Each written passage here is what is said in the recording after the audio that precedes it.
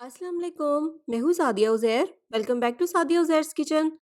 आज मैं आपके साथ नमकीन मटन रोस्ट की रेसिपी शेयर कर रही हूँ, जिसकी ओरिजिनल और ऑथेंटिक रेसिपी में तो अब लोगों ने बहुत सारी चेंजेस कर दी हैं, लेकिन आज मैं कोशिश करूंगी कि आपके साथ इसकी ओरिजिनल और ऑथेंटिक के करीब करीब की रेसिपी शेयर करूं, ताकि आप इसकी असल फ्लेवर और टेस्ट को एंजॉय करें।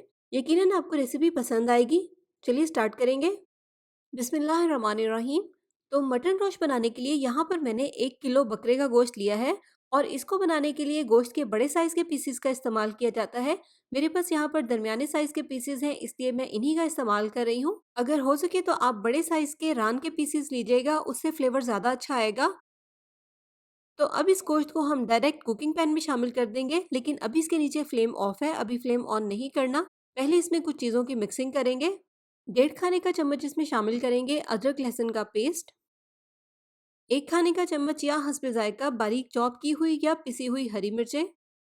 1 चाय का चम्मच या हस्बे जायका नमक। 1 चाय का चम्मच काली मिर्च का पाउडर।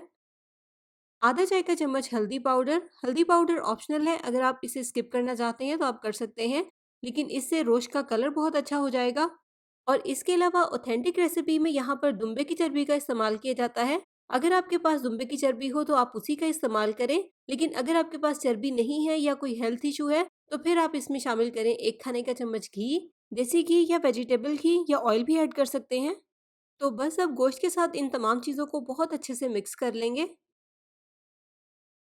तो यहाँ पर गोश्त की बहुत अच्छे से मिक्सिंग हो गई है। अब इसकी हम कुकिंग की तरफ चलेंगे और इस कढ़ाई को या कुकिंग पैन को रख देंगे चूल्हे पर। मीडियम फ्लेम ऑन करेंगे और मीडियम फ्लेम पर इसको लगातार चम्मच चलाते हुए पकाएंगे।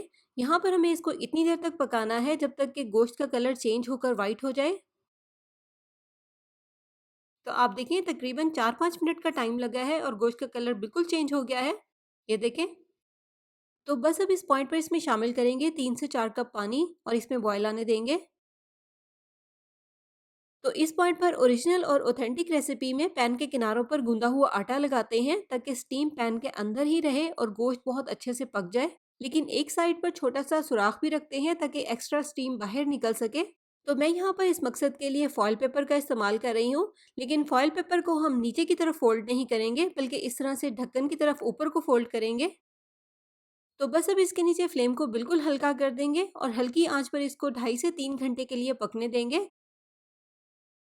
तो तकरीबन 3 घंटे हो गए हैं इसको हल्की आँच पर पकते हुए। गोश्त भी यहाँ पर बहुत अच्छे से पक गया है और आप देखें जो इसमें यखनी या शोरबा है वो भी बिल्कुल परफेक्ट है।